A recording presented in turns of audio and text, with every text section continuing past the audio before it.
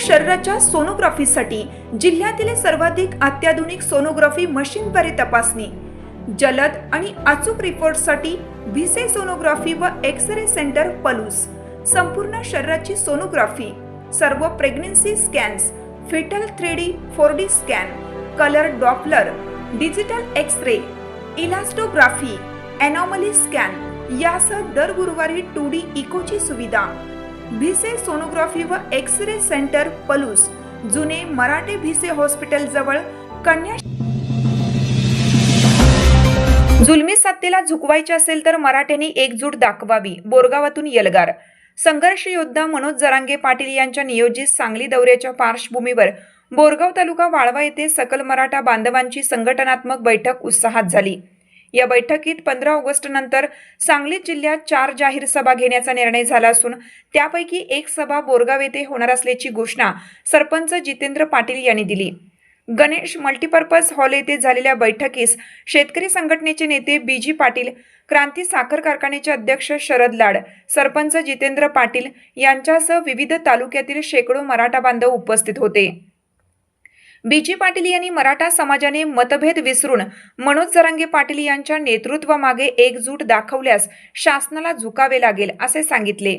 शरद लाड यांनी समाज हितासाठी संघटना देईल ती जबाबदारी पूर्ण ताकदीने पार पाडण्याची ग्वाही दिली, तर जितेंद्र पाटील यांनी बोरगाव येथे होणाऱ्या सभेच्या नियोजनाची जबाबदारी स्वीकारण्याची घोषणा केली। बैठकीत अभिजित पाटील, माणिकराव पाटील, रमेश पाटील, सागर पाटील, धैर्यशील पाटील, दीपक लाड, विशाल पाटील, दिग्विजय पाटील, राजेंद्र पाटील, अशोक शिंदे, डॉक्टर नितीन पाटील, संजय पाटील, शंकर मोहिते, प्रवीण पाटील, सतीश खाडे, अरुण साळुंके यांच्यासह सांगली, मिरज, जत, कडेगाव, खानापूर, विटा, पलूस व वाळवा तालुक्यातील प्रतिनिधी उपस्थित होते। आभार प्रवीण पाटील कामेरीकर यांनी मानलं। आगामी सभांच्या नियोजनासाठी पुढील विशेष बैठका घेण्याचाही निर्णय झाला। ठिकाणी किंवा त्यांच्या रोडमध्ये कुठेही असू दे पण थोड्या ठिकाणी त्यांची सभा घ्यावी। आम्ही सगळी मंडळी, दोन्ही तालुक्यातल्या मंडळी अत्यंत उत्साहानं ती सभा पार पाडू। निश्चितपणाने येणाऱ्या नियोजनात आमचा आग्रही सभा घ्यावा।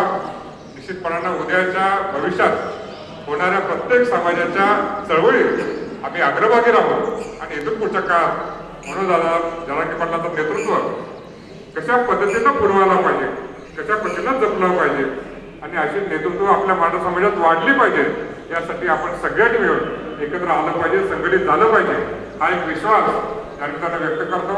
खऱ्या अर्थानं माझे मित्र रमेश पाटलांनी ही सभा आयोजित केली। असे अनेक रमेश पाटील आज मराठा समाजात आहेत, त्यांना वर काढून आपण त्यांना जपलं पाहिजे, वाढवलं पाहिजे। निश्चितपणानं ज्याचं जे कार्यक्षेत्र आहे त्या कार्यक्षेत्रामध्ये आपण मराठा समाजाचा मराठेपणा म्हणजे जो हकदार नाही तो मराठा तो कसा आपण चांगल्या पद्धतीनं वाढतोय। आपल्याला काय कोणाच्या ताटाला नको आहे, पण माझ्या हक्काचं आहे ते मिळालं पाहिजे यासाठी आम्ही वाढतोय।